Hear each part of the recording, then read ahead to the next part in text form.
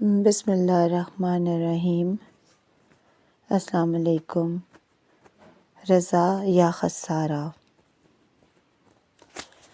Baghdad کے قریب ایک پرانی مگر پرسکون بستی میں ایک نیک سیرت بزرگ رہتے تھے جن کا نام عبدالرحمن تھا۔ وہ سادہ لباس پہنتے، حلال رزق کماتے اور اللہ پر مکمل بھروسہ رکھتے تھے۔ لوگ ان کو عزت کی نگاہ سے دیکھتے تھے کیونکہ وہ ہمیشہ سچ بولتے، کسی کا حق نہیں مارتے تھے۔ اللہ تعالیٰ نے انہیں 5 بیٹوں سے نوازا تھا جنہیں انہوں نے اپنی جوانی کی ساری محنت، کمائی اور دعاؤں سے پالا تھا۔ عبدالرحمن اکثر اپنے بیٹوں کو قرآن کی یہ آیت یاد دلاتے تھے، اور تمہارے رب نے فیصلہ کر دیا ہے کہ اس کے سوا کسی کی عبادت نہ کرو اور والدین کے ساتھ حسن سلوک کرو۔ وہ کہتے تھے کہ بیٹا، اللہ نے اپنی عبادت کے فوراً بعد والدین کی خدمت کا حکم دیا ہے، اس لیے والدین کی عزت دراصل اللہ کی اطاعت ہے۔ وقت گزرتا گیا، بیٹے جوان ہوئے، اپنے اپنے راستے بنا لیے، مگر عبدالرحمن کی طاقت آہستہ آہستہ کم ہونے لگی۔ بڑھاپا آیا تو بیماری نے انہیں آ لیا۔ ایک دن شدید بخار نے انہیں بستر سے لگا دیا۔ حکیم نے کہا کہ اب انہیں آرام اور مستقل دیکھ بھال کی ضرورت ہے۔ اس وقت عبدالرحمن کے ذہن میں قرآن کی یہ آیت گونج رہی تھی، اگر ان میں سے ایک یا دونوں تمہارے سامنے بڑھاپے کو پہنچ جائیں تو انہیں اف تک نہ کہو۔ انہوں نے سوچا کہ اب وہ اپنے بیٹوں کے پاس رہیں گے۔ اپنی چھوٹی سی جھونپڑی بیچ دی اور تھوڑی سی رقم ایک پرانے چمڑے کے تھیلے میں رکھ لی۔ یہی ان کی عمر بھر کی پونجی تھی۔ سب سے پہلے وہ اپنے بڑے بیٹے جمیر کے گھر پہنچے۔ جمیر ایک کامیاب کسان تھا۔ ابتدا میں اس نے باپ کو عزت دی، مگر چند دن کے بعد اس کے رویے میں سختی آ گئی۔ ایک دن اس نے کہا، ابا، آپ کی دیکھ بھال مشکل ہو گئی ہے۔ عبدالرحمن کا دل ٹوٹ گیا، مگر انہوں نے بیٹے کو وہی نصیحت کی جو قرآن دیتا ہے، اور ان سے نرمی اور ادب سے بات کرو۔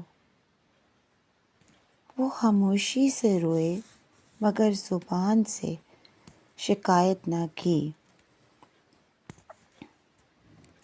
بلکہ دل ہی دل میں دعا کی، اے اللہ، میرے بیٹے کو ہدایت دے۔ پھر وہ دوسرے بیٹے حارث کے پاس گئے جو ایک امیر تاجر تھا۔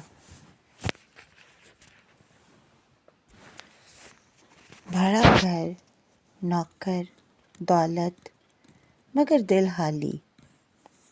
وہاں عبدالرحمن کو تنہائی ملی، بیماری میں دوا نہ ملی، محبت نہ ملی۔ چند دن بعد حارث نے بھی کہہ دیا کہ اس کے پاس وقت نہیں۔ عبدالرحمن نے قرآن کی اس تعلیم کو یاد کیا اور کہو، اے میرے رب، میرے والدین پر رحم فرما۔ جیسے انہوں نے مجھے بچپن میں پالا، مگر افسوس اس دعا کو پڑھنے والا خود اپنے باپ سے غافل تھا۔ تیسرے بیٹے سعد کے پاس کچھ دن گزرے۔ سعد محنتی تھا مگر دنیا کی دوڑ میں اتنا الجھا ہوا تھا کہ باپ کے لیے وقت نہ نکال سکا۔ یہاں بھی عبد الرحمن نے صبر کیا، کیونکہ وہ جانتے تھے کہ اسلام ہمیں والدین کے ساتھ صبر کا حکم دیتا ہے۔ چوتھے بیٹے ایان کے پاس جا کر انہیں امید بندھی، مگر وہاں لالچ نے محبت کو مار دیا۔ جب ایان کو معلوم ہوا کہ باپ کے پاس دولت نہیں ہے تو اس نے کہہ دیا، آپ میرے لیے بوجھ ہیں۔ یہ وہ لمحہ تھا جب عبد الرحمن کی آنکھوں سے آنسو بہے، کیونکہ نبی کریم صلی اللہ علیہ وآلہ وسلم نے فرمایا تھا، اللہ کی رضا والدین کی رضا میں ہے، اور یہاں بیٹا خود اپنی بربادی کا راستہ چن رہا تھا۔ اب آخری امید سب سے چھوٹا بیٹا ریان تھا۔ ریان غریب تھا۔ جب اس نے اپنے باپ کو دیکھا تو دوڑ کر گلے لگا لیا۔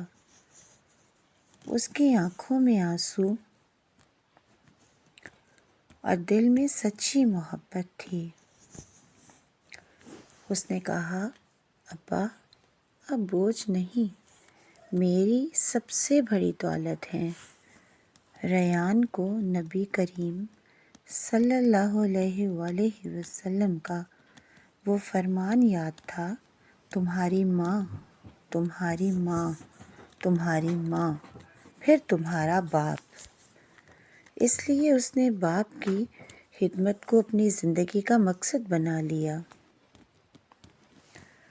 ریان اور اس کی بیوی نے اپنی غربت کے باوجود عبد الرحمن کی دن رات خدمت کی۔ عبد الرحمن اکثر کہتے، بیٹا، تمہاری یہ خدمت میرے لیے دنیا کی سب سے بڑی نعمت ہے۔ چند دن بعد عبد الرحمن نے ریان کو ایک امانت کا بتایا، پھر وہ دنیا سے رخصت ہو گئے۔ ریان نے صبر کیا، کیونکہ قرآن کہتا ہے کہ نیکی کبھی ضائع نہیں جاتی۔ بعد میں وہ امانت سامنے آئی اور دولت نکلی، مگر ریان نے سب بھائیوں میں برابر بانٹ دی۔ اس نے کہا، ابا نے ہمیں مر کر بھی ایک کر دیا۔ وقت نے ثابت کیا، جنہوں نے والد کو بوجھ سمجھا وہ برباد ہو گئے، اور جس نے خدمت کی اللہ نے اس کی قسمت بدل دی۔ یہی قرآن کا وعدہ ہے، یہی اللہ کا انصاف ہے۔ والدین بوجھ نہیں، جنت کا راستہ ہیں۔ ان کی دعا تقدیر بدل دیتی ہے اور ان کی ناراضگی زندگی اجاڑ دیتی ہے۔ اگر آپ کو یہ کہانی اچھی لگی ہو تو اپنی رائے کا اظہار کامنٹ میں ضرور کیجیے گا۔ اللہ پاک ہم سب کا حامی و ناصر ہو۔